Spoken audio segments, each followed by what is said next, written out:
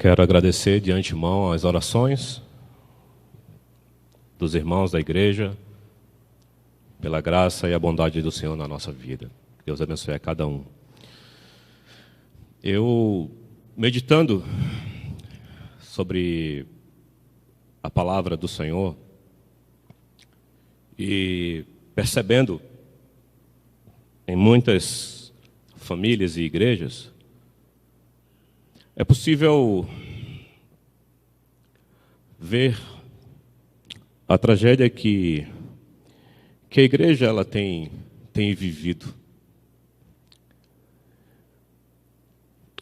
E essa semente, como foi dito pelo pastor Adriano, esse Salvador, Jesus, esse Senhor, esse Cristo, Ele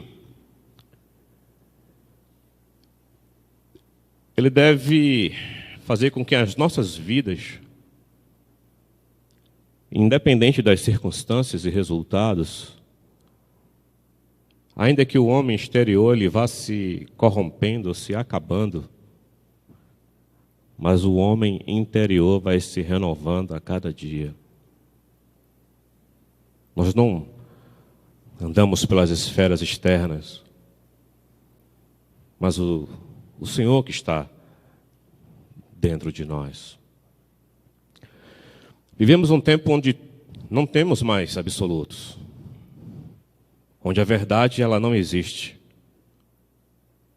para alguns. Vivemos um tempo que a soberba e o orgulho ele é dominante, ele predomina nas relações, subjugando as pessoas. Vivemos um tempo onde os homens são maus, avarentos, implacáveis, desafeiçoados, amantes de si mesmos. Paulo falou isso a Timóteo. Vivemos um tempo que se faz desesperadamente buscarmos a face do Senhor. Jovem, adulto, criança, nós precisamos conhecer Jesus. Nós precisamos ser transformados por Jesus. Essa carta aos Coríntios, antes de eu lê-la, é uma carta que chama bastante a atenção. É a segunda carta, na sua segunda viagem missionária, Paulo está escrevendo essa carta a Coríntio, aos Coríntios, para Corinto, em resposta às informações que ele recebera da casa de Cloé. Então essa carta ela tem um cunho de resposta. Ela está respondendo a alguns fatos que estavam ocorrendo na vida da igreja. Paulo está respondendo. Paulo está fazendo uma resposta a fatos terríveis.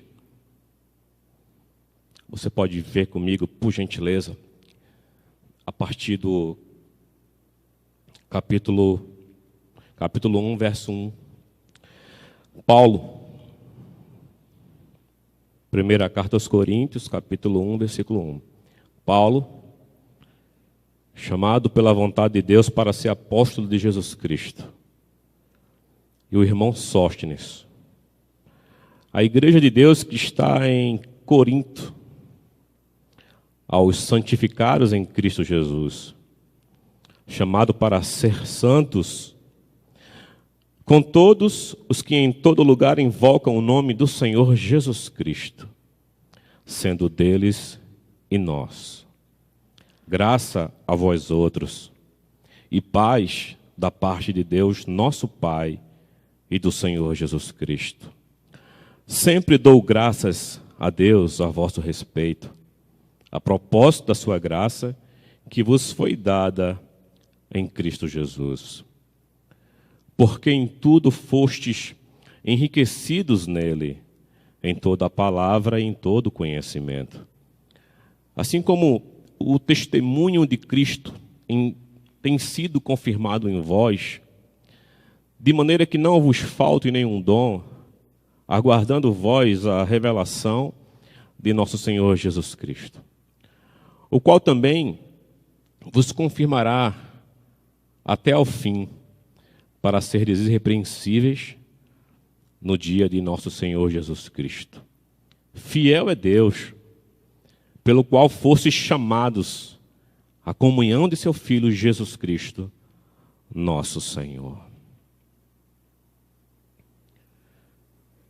Corinto, uma cidade banhada geograficamente por 2 rios, uma cidade rica, porque ela tinha uma força nas questões dos seus portos, onde os navios atracavam. Uma cidade que tinha uma força financeira pelo seu comércio, importante como a cidade de Roma, como Grécia.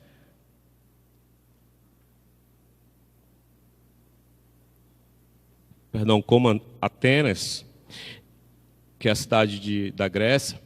Então, Corinto, ela tinha uma prosperidade financeira. Corinto, ela vivia um período em que financeiramente eles viviam uma realidade muito boa. Não obstante a questão financeira, mas Corinto também vivia uma realidade onde eles tinham muitos deuses, e eu citarei pelo menos 2 deuses. A deusa Afrodite, a deusa do amor, pela qual ela tinha um templo no alto de uma montanha. Os comentaristas falam que de 560 metros de altura, onde ela tinha por volta de 1000 sacerdotisas que faziam culto com cunho sexual. E à noite essas sacerdotisas desciam para os portos de Corinto para terem relações sexuais com os marinheiros, com as embarcações que iam atracando, que iam chegando. Mas não somente isso. Eles tinham o deus Apolo. O deus que tinham muitos monumentos na cidade, que esse deus ele tinha como ideia de definir o padrão masculino, o padrão ideal masculino dos homens. E muitos jovens que viviam sob a influência desses deuses, muitas pessoas levavam esses jovens a uma vida homossexual.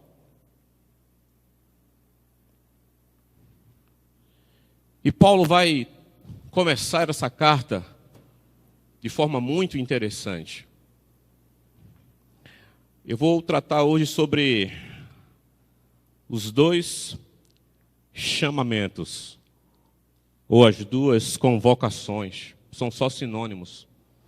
Os 2 chamamentos pelo qual nós devemos responder diante do Senhor. O primeiro chamamento está aqui no versículo 2. A igreja de Deus que está em Corinto, aos santificados em Cristo Jesus, chamado para ser santos, com todos que em todo lugar invocam o nome do Senhor Jesus Cristo, sendo o Senhor deles e nós. Paulo respondendo ao que ele estava sabendo, como sabedor daquela realidade, ele começa, olha, no versículo 1 ele já dá a referência, eu fui chamado para ser apóstolo de Jesus. E ele escreve à igreja aos chamados para serem santos, com todos.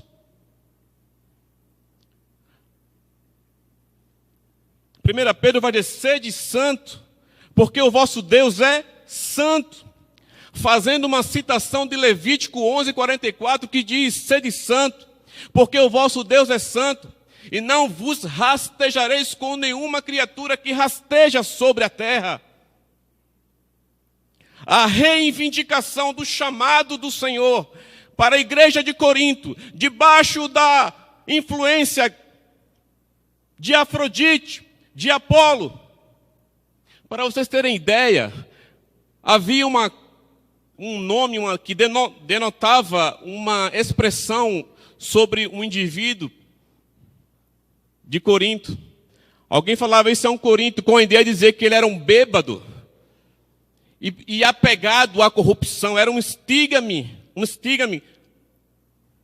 Estava sendo denotado sobre ele um estigma que ele não estava vivendo essa realidade. Quando falava que era um Corinto, ele estava trazendo a ideia de quê? De corrupto, de bêbado. Tal força, tal conhecimento. Alguns comentaristas dizem até que talvez fosse a cidade do sexo, da prostituição, da corrupção.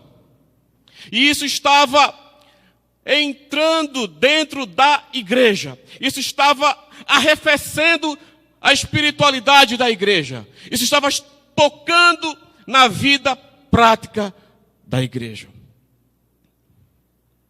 Aí Paulo vai dizer, vocês foram chamados para serem santos. Chamado à santidade. Chamado a viver uma vida separada. A viver uma vida que agrade ao Senhor. Independente das pressões, nós precisamos entender que nós recebemos uma incumbência de Deus, uma santa vocação, convocação, de sermos chamados para sermos santos. E ser santo como Deus é santo. Não ser santo dentro de uma perspectiva criada pelo homem. Não ser santo dentro de um mecanismo religioso, dentro de uma forma substancial que o homem cria, mas ser santo dentro da substância celestial do caráter de Deus. Sede santo como Deus é santo. Aí é complica. Porque ser santo na essência de Deus é ser santo pela graça de Deus. E ele vai dizer assim no versículo 5. Porque em tudo fostes enriquecidos nele, em toda palavra e em todo conhecimento. Esta preposição nele é uma tradução literal, diz, porque em tudo fostes enriquecidos dentro dele. Dentro de Cristo.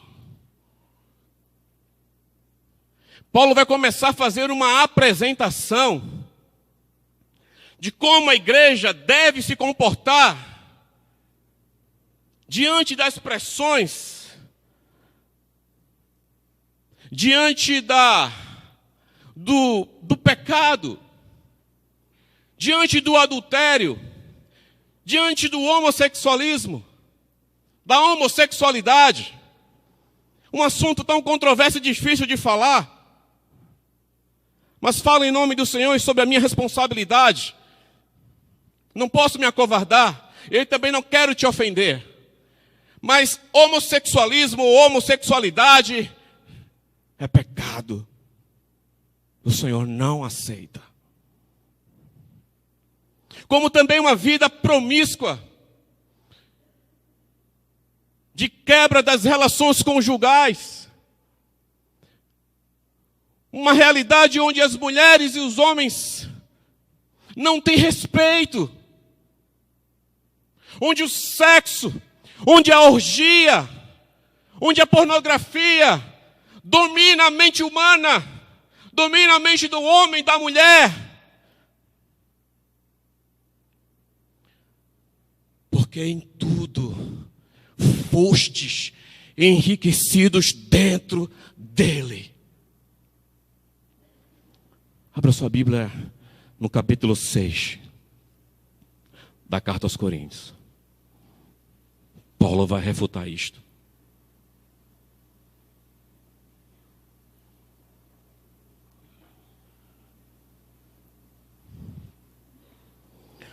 Paulo identificando. Versículo 9. Ou não sabeis que os injustos não herdarão o reino de Deus?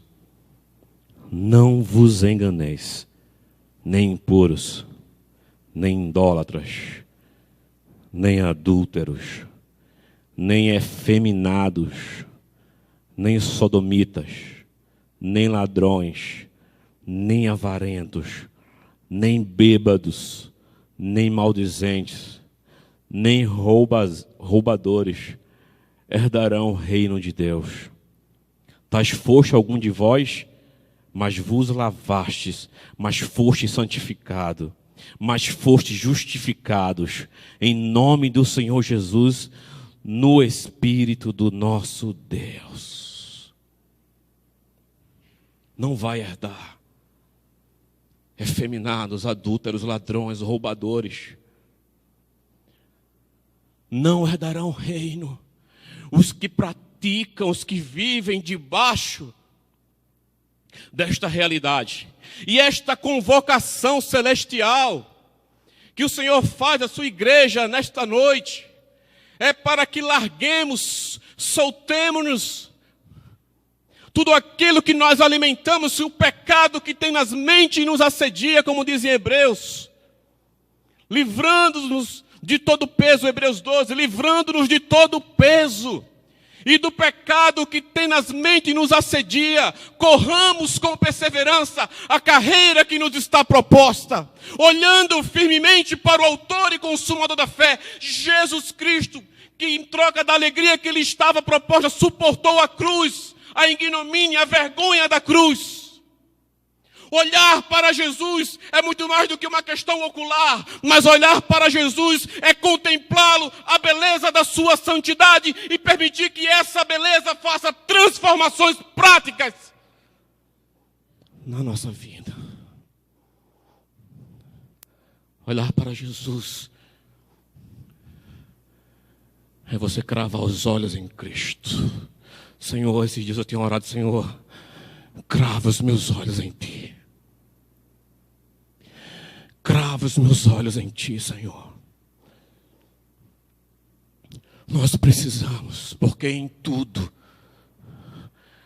Colossenses 2:3 vai dizer assim, 2:9, porque aprove a Deus que nele em Jesus, residisse toda a plenitude da divindade. Hebreus 1, versículo 1 diz que outrora Deus falou de muitas formas, de muitas maneiras aos pais pelos profetas, mas nos últimos dias nos falou no seu Filho, o qual constituiu o herdeiro de todas as coisas. Jesus é a exata expressão do seu ser. Paulo vai dizer em Colossenses 1,15 que Jesus é a imagem visível do Deus invisível. Que tudo foi feito por Ele, por meio dEle e para Ele. Que Ele é o cabeça de todo o principado. Que Ele, a pessoa de Cristo, o Senhor Jesus, deve nos arrefecer de tal forma que nós venhamos a viver vidas prostradas diante da sua glória e majestade. E que nenhum sentimento e nenhum desejo e nenhuma vontade fosse tão grande como a que Paulo cita em Filipenses. Pois eu estou... Minha mente está dando alguns delays, mas eu vou lembrar. Ele diz assim... que tem por perda todas as coisas por causa da excelência do conhecimento de Jesus Cristo, o meu Salvador. Pelo amor do qual perdi tudo e as considero como refúgio eu considero perder tudo com a finalidade de ganhar a Cristo e ser achado nele. O desejo de estar em Cristo, de ser achado em Cristo, de ter tudo por perda por causa de Cristo. O que faz um homem como Paulo, de alto poder, de alta erudição, dizer que tudo que ele tinha conquistado, quanto à lei irrepreensível, fariseu, e ele dizer que diante disso ele tem isso como refúgio, como esterco. Cale-se diante toda a terra, diz o Salmo, diante deste Cristo. Nós devemos bater no nosso peito como aquele publicano e dizer: Senhor, tem misericórdia de mim, sê propício a mim, Senhor, justifica-me, Senhor. Porque eu sou um miserável pecador, porque eu sou um adúltero, porque eu sou um efeminado, eu sou um bebarrão, porque eu tenho desejos carnais que ninguém conhece, que as minhas escuridões, se eu fosse abrir a minha consciência, Senhor, diante dos homens, há uma soberba e uma hipocrisia espiritual. Porque se Cristo não for o nosso Senhor, a nossa devoção, o motivo de todas as perdas, nós teremos outros deuses. A igreja de Corinto estava adorando a Afrodite, adorava Apolo. E Paulo está dizendo: vocês foram enriquecidos nele, dentro dele.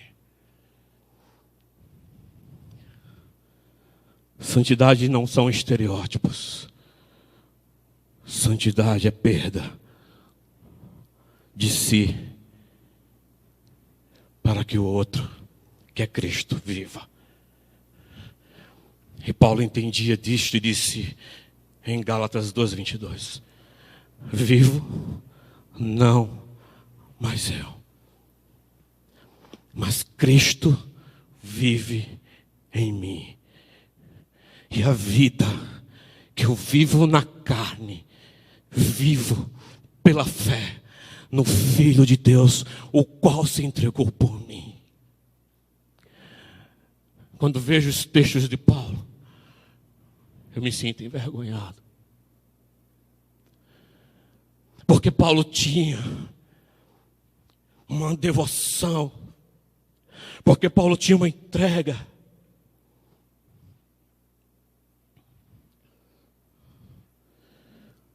Quando ele escreve em Romanos 11:33, ó, a profundidade da riqueza, da sabedoria e do conhecimento. Quem foi que lhe deu primeiro a Deus para que lhe pedisse? Quem foi o seu conselheiro?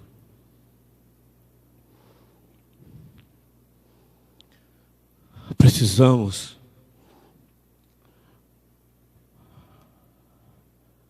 saber, irmãos, morrer para nós mesmos. Aquele que quiser vir a mim, negue-se a si mesmo, tome a sua cruz e siga-me. Despojai-vos de tudo isto: ira, glutonaria, bebedice, lascívia, prostituição. O Senhor nesses dias, desde domingo passado, através da vida do pastor Adriano, tem falado sobre o projeto dos dons do Espírito, de nos levar à santidade. Igreja Batista Ebenezer em Piedade, Deus tem falado conosco, Deus tem nos convocado à santidade moral. Porque numa terra onde os cantores nos representam, que eu não vou citar para não estragar a mensagem, os nomes, e as cantoras nos representam, que vocês, como eu, sabemos quem são, o tipo de homem e o tipo de mulher que nos representam e vergonha essa nação. onde o sexo e a sensualidade estão acima da moral.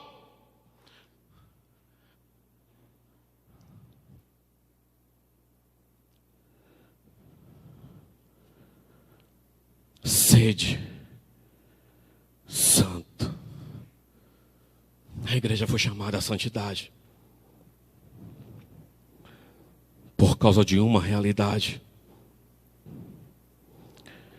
Veja o versículo 2. Perdão, versículo 9.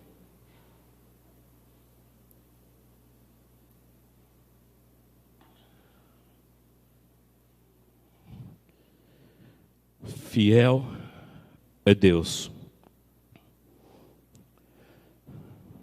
pelo qual fostes chamados à comunhão de seu Filho Jesus Cristo, nosso Senhor. Se o primeiro chamado é para ser santo,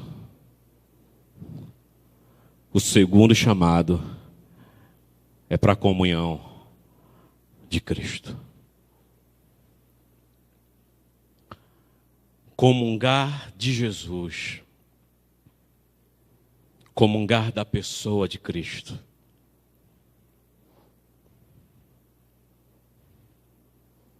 Primeira João 1:3. Você pode abrir por gentileza.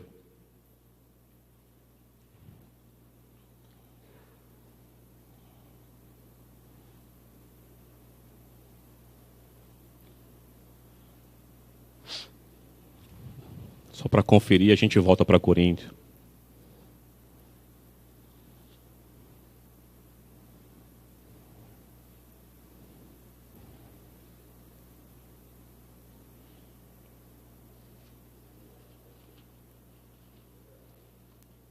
Primeira carta de João. E o que temos ouvido e ouvido, anunciamos também a vós outros, para que nós igualmente mantenhamos comunhão conosco. Ora, a nossa comunhão é com o Pai e com o seu Filho, Jesus Cristo. Comungar com o Senhor. Ter uma relação com Cristo. Ter uma entrega devocional profunda, arraigada da nossa comunhão com Cristo. Então, o Senhor nos chama, nos convoca para sermos santos e para comungar com Jesus. Mas Paulo identifica uma razão pela qual esta frouxidão moral, espiritual, de divisões, de briga, de partidarismo, de carnalidade dentro da igreja de Corinto, está no versículo 17 do capítulo 1.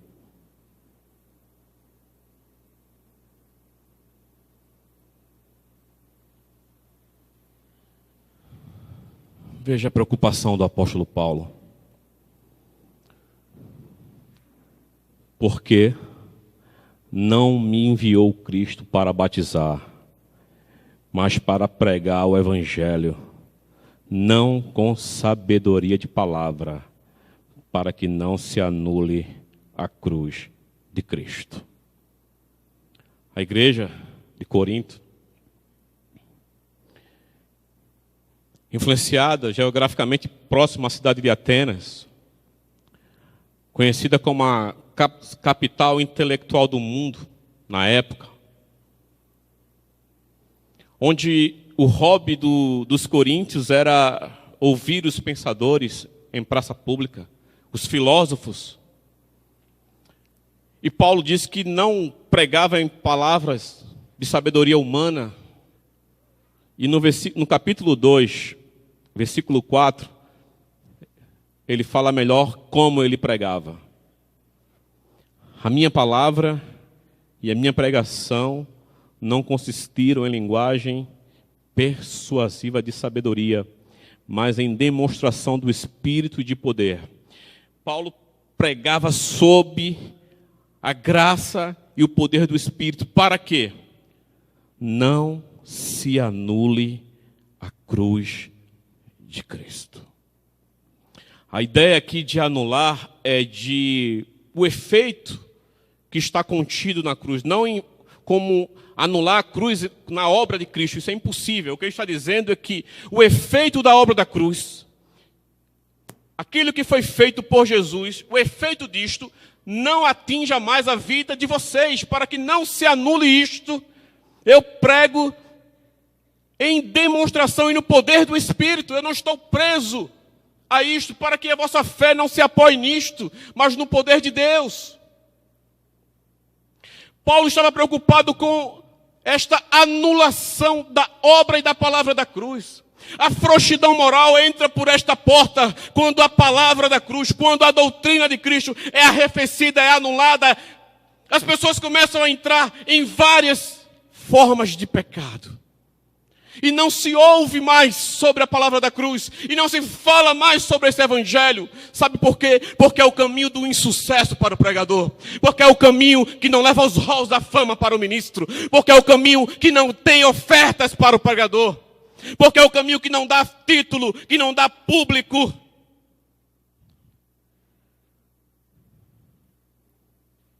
É o caminho do insucesso. E Paulo tinha essa preocupação, não anular a palavra da cruz. Aí no versículo 18 ele fala assim: certamente, a palavra da cruz é loucura para os que se perdem, mas para nós que somos salvos é o poder de Deus. Esta loucura não é o conteúdo da mensagem, é a didática da pregação. Porque o conteúdo de Paulo é Cristo. Mas para quem se perde, por quê? Se você ler aqui no versículo 22. Porque tanto os judeus pedem sinais, como os gregos buscam sabedoria. Porque tanto os judeus pedem sinais, como os gregos buscam sabedoria. Versículo 23. Mas nós pregamos a Cristo crucificado. Escândalo para os gentios, para os judeus, loucura para os gentios. Os gregos, eles buscavam conhecimento, eles buscavam sabedoria. Os judeus ficavam esperando os sinais. Mas Paulo está dizendo que o que ele pregava para esta classe de pessoas que buscavam a sabedoria, ou que buscavam os sinais, era Cristo. E este o quê? Crucificado. Escândalo. Para quem? Para os judeus. Loucura para os gentios.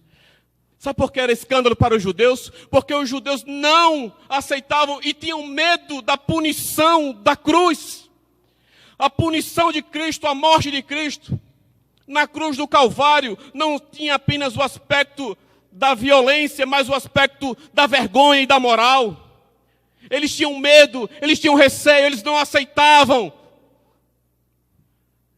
Paulo vai dizer em Gálatas, pelo escândalo da cruz.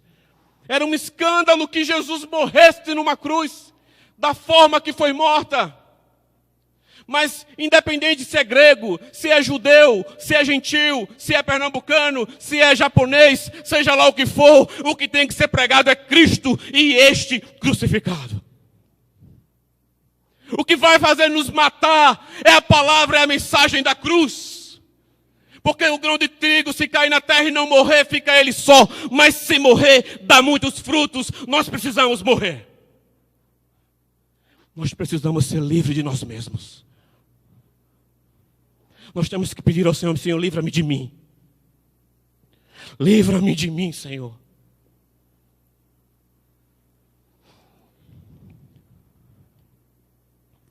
E Paulo vai dizer assim: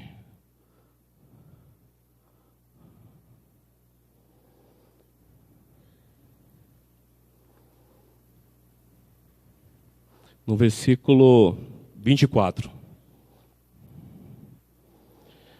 Mas para os que foram chamados, tanto os judeus como gregos, pregamos a Cristo, poder de Deus e sabedoria de Deus. Quem é o poder de Deus? Cristo. Quem é a sabedoria de Deus? Cristo. O poder de Deus, ao contrário do que muitas pessoas pensam, uma palavra cheia do poder de Deus, é quando o conteúdo da mensagem é Jesus.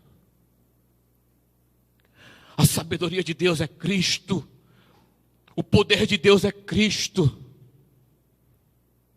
Nós precisamos voltar à palavra da cruz. Nós precisamos escutar os profetas como Noé, que está anunciando o dilúvio, e correr para a arca, e adentrar na arca, adentrar naquela arca de madeira, porque ali nós encontraremos a salvação. Nós temos que dar ouvido aos profetas Noés que Deus tem levantado, e os poucos profetas, e só entraram 8 naquela arca. Você imagina um público como este? O percentual é muito pequeno. Nós temos que clamar: Senhor, deixa-me entrar na tua arca. Senhor, justifica-me. Senhor, perdoa-me os pecados. Senhor, aceita-me. Senhor, dá-me do teu espírito. Senhor, me perdoa. Nós precisamos nos arrepender. Arrependei-vos, pois, e sejam batizados para a remissão dos vossos pecados. Não existe outra maneira, não existe outra mensagem. Jesus Cristo justo. Não existem meios, métodos. É pela graça e os méritos pessoais de Jesus que entregou a sua vida voluntariamente. Com câncer ou sem câncer, com dor ou sem dor, Jesus Cristo é digno de glória e de louvor.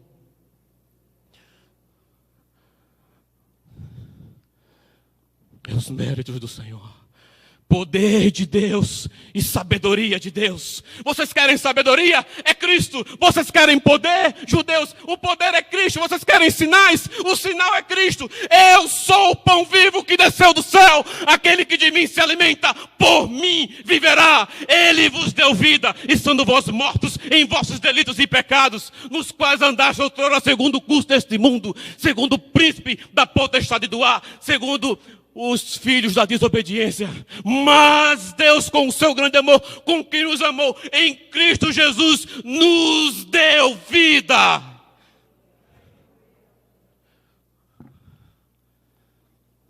Aleluia. Jesus, o aniquilador.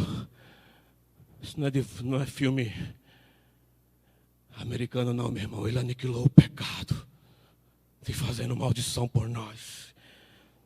Ele aniquilou principados e potestades, expondo ao desprezo. O diabo não matou Deus. Os romanos não mataram Deus. Os judeus não mataram Deus. Deus entregou seu Filho, e com a sua justa justiça, Ele pune o meu e o teu pecado sobre Jesus Cristo. Deus golpeou Jesus naquela cruz. Deus moeu Jesus naquela cruz. Deus castigou Jesus com a sua severa justiça, para que comprasse para Deus povos de todas as tribos, línguas e nações, e constituísse deste povo reinos e sacerdotes que reinarão com ele para sempre. Porque vós sois do seu povo, nação santa, sacerdócio real, povo adquirido, povo de propriedade exclusiva de Deus, para proclamar as virtudes daquele que vos chamou da terra, das trevas, para a sua maravilhosa luz.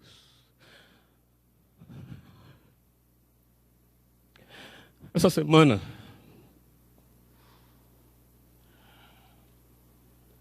eu tive uma perda muito considerável.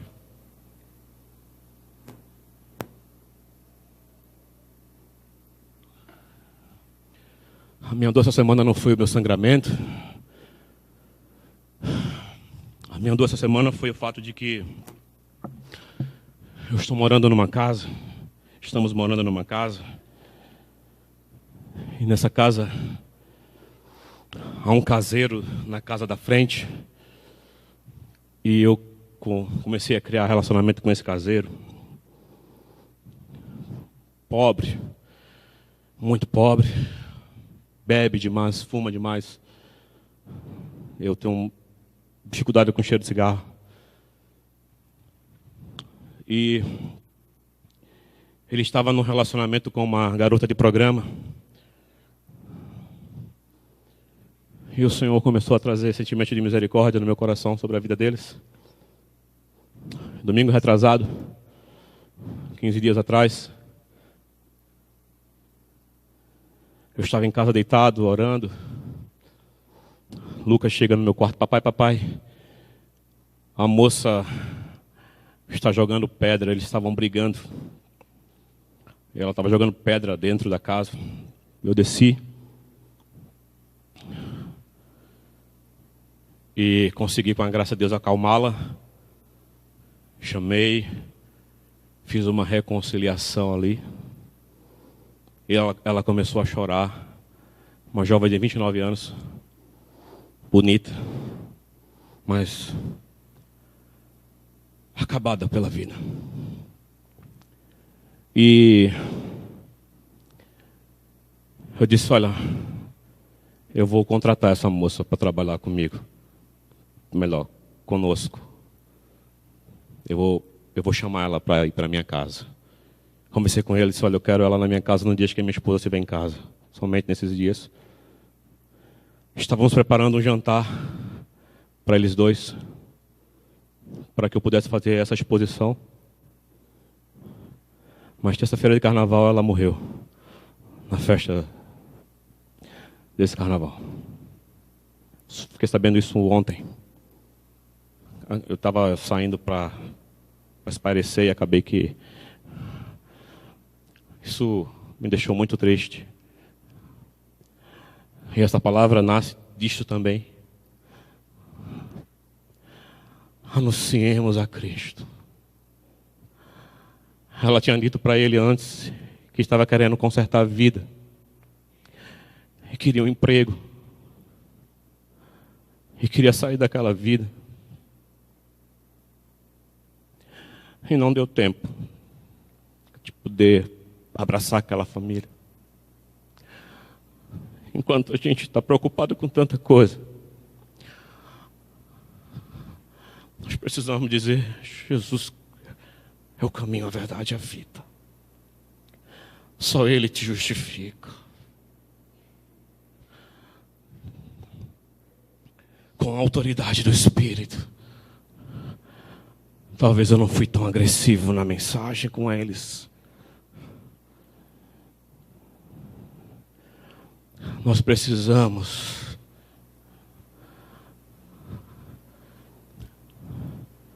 atender ao chamado do Senhor para ser santo. Nós precisamos atender ao chamado do Senhor para comungar com Ele mesmo.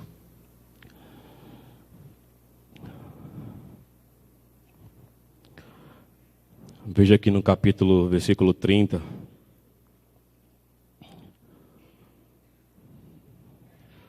Mas vós sois dele, em Cristo Jesus,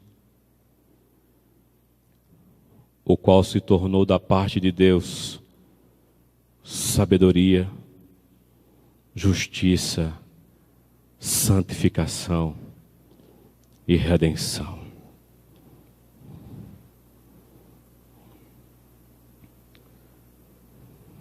Eu vou ler numa outra tradução, porque eu achei interessante.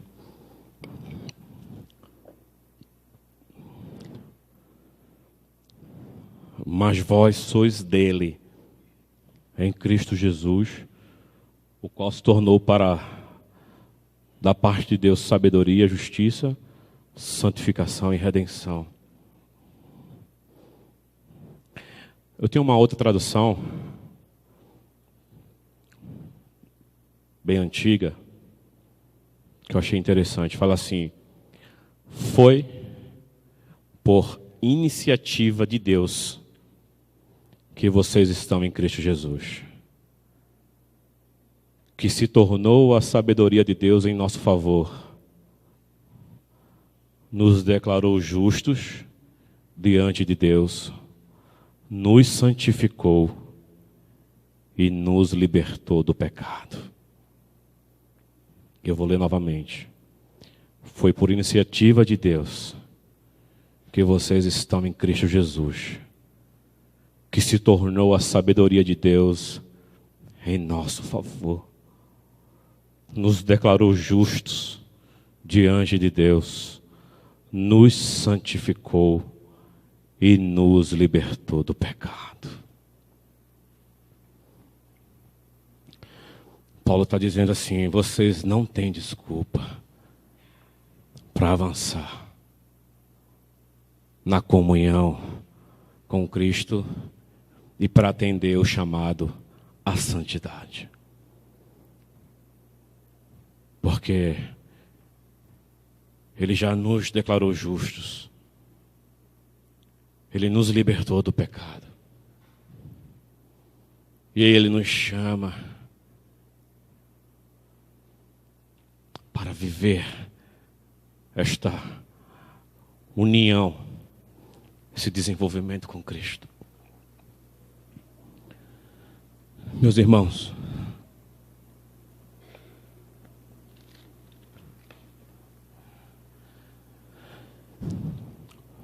se este Cristo não mudar a minha e a tua vida,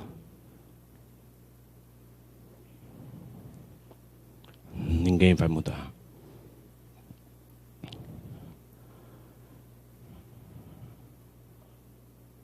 Se esse Cristo não salvar você dos seus pecados, ninguém salvará.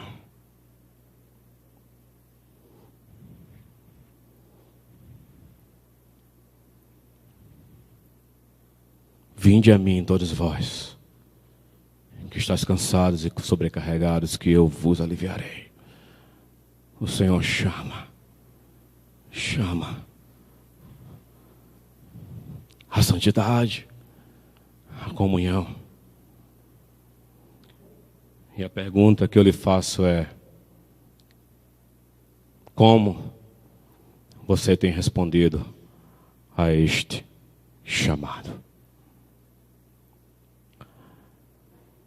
Se fala tanto de chamado, né? Para a África, ser pastor, ser pregador, chamado. Só se tratam de chamado nessa, em grande maioria, nesta perspectiva. Eu conheço muita gente. O meu chamado. Eu tenho dons. A igreja de Corinto tinha muitos dons. Mas era carnal. Era licenciosa. Tinha homossexuais. Tinham bebarrões. Mas este chamado aqui, eficaz, essa graça, o Senhor tem nos chamado. Você é salvo? Em que garantias você é salvo? Eu sou salvo em que garantia? Como? Porque eu sou salvo.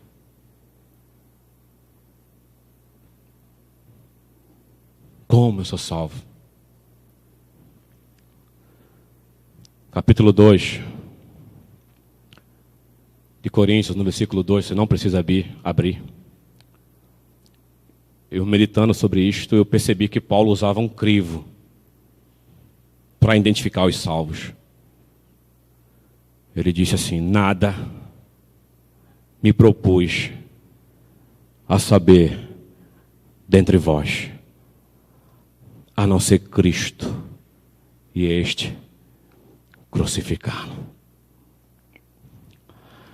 Se Paulo fosse um médico e ele fosse fazer uma anamnese no corpo humano e ele quisesse descobrir